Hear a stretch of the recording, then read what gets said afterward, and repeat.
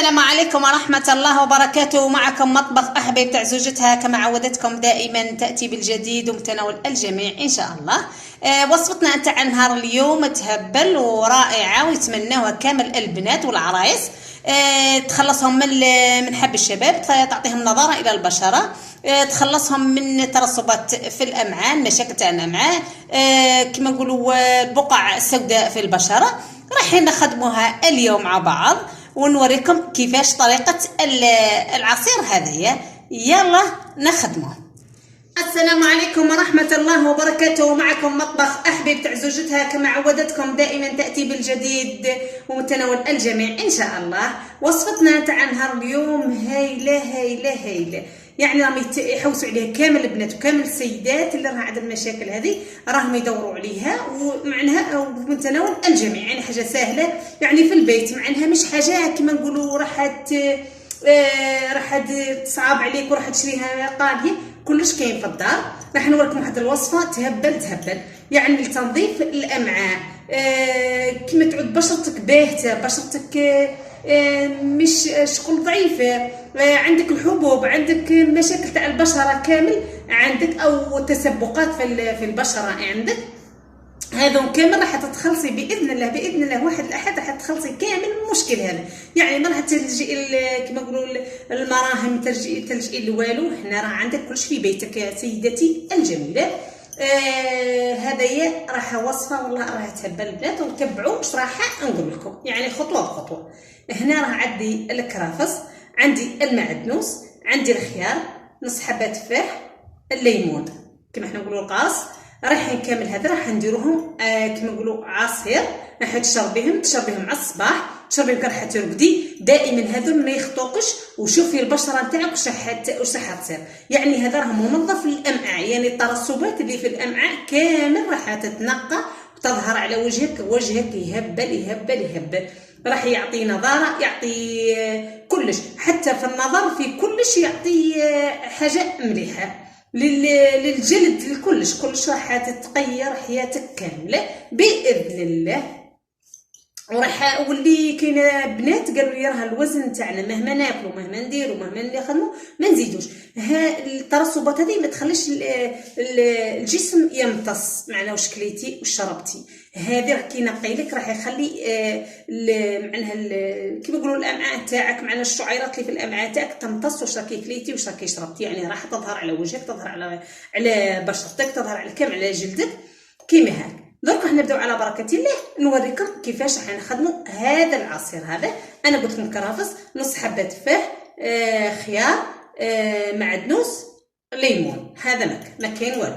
درك راح نوريكم كيفاش راح نخدموا العصير نتاعنا. هنا راح نقطعوا الكرافس نتاعنا. خلي هاك بعد هذه اكيد بعد ما نظفت بعد ما كلش. هذا العسل اللي حنوريه لكم يا البنات، هذا راهي كيما يقولوا يقوي المناعه عند الانسان، يعني عند كيما تشربيه. راح يعطيك نظاره الى البشره كيما هاك. راح نقطع كلش يعني رقيق هاك. هذيك الترسبات يا البنات اللي في الامعاء راح تخلي عازل، ما تخليش الامتصاص معنا واش كليتي او شربتي. راح يظهر تعب على بشرتك هاك. هذه والله راها هايله. انا قطعت هذون، نزيد هذون، يعني كلش متوفر في الدار. دوكا حاليا راه كلش كاين هاك. يعني ربطه راح تخدم لك ياسر. الحبه تاع خيار راح تشد لك 4 ايام او 5 ايام وتتنحي منها وديري، حتى الربطات راح يطولوا معاك. هذه كل يوم البنات اشربوا حاجه كيما هذه، حاجه صحيه هاك، راح تستفيدوا منها وراح تظهر النتيجه باذن الله. احباب تاع زوجتها مستحيل تجيب لكم حاجه ماهيش مليحه او حاجه مش مجربه، مستحيل باه نجيبها لكم هاك. كما راكم شفتوا حنقطع كلش، نخلي والو هاك. هنا يا البنات الخيار مش حندي الحبه الخيار هذه قاعدتينا، يعني الحبه تاع الخيار تقسميها على 4، ندي منها غير مورسو هذايا هاك. الحبه تاع التفاح ثاني كذلك ندي منها نص برك، مش حندي منها حاجه كبيره هاك. يعني مش مكلفه وفي نفس الوقت مفيده 100% ان شاء الله. دوك حنقدم الطاس تاعي وراح نحط فيه كل المكونات اللي راني درتها لكم.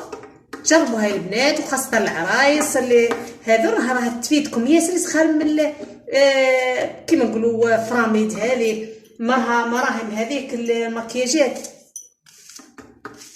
دوكا حنقطع كلش ومن بعد نوريكم كيفاش راح هاك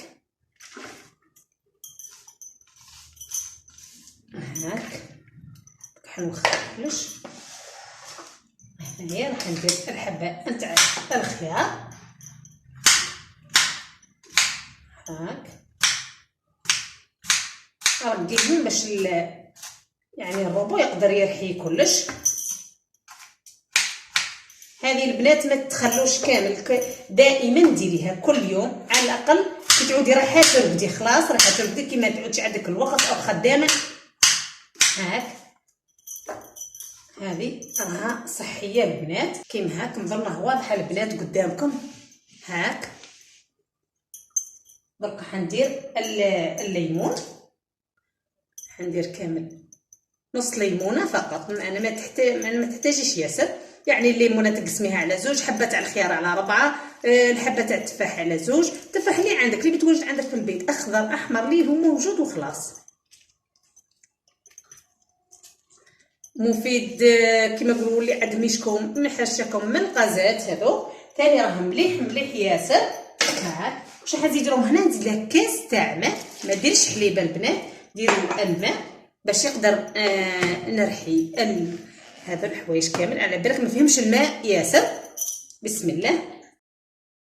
شوفوا البنات هاي ما ديري ولا سكر لا والو. شوفي عصير يهبل صحي، يعني راح يعطيك نظره الى البشره، راح يتخلص كاع من الترسبات نتاع الامعاء، راح يخلي عندك امتصاص معناها اللي تاكليها او تشربيها، راح يخلي جسمك ما شاء الله. جربيها وشوفي حبيب تاع زوجتها دائما تجيب لكم حاجه مليحه، وخصوصا البنات اللي راهم يشكوا من حب الشباب. وما هي الشرط غير البنات يشربوها، حتى الشباب ثاني يقدروا يشربوها، راها صحيه ومفيده للجسم مفيده لكلش. واش راح نقول لكم البنات، والله المذاق نتاعها يهبل. شوفوا ما شاء الله يهبل خارجه تحفه.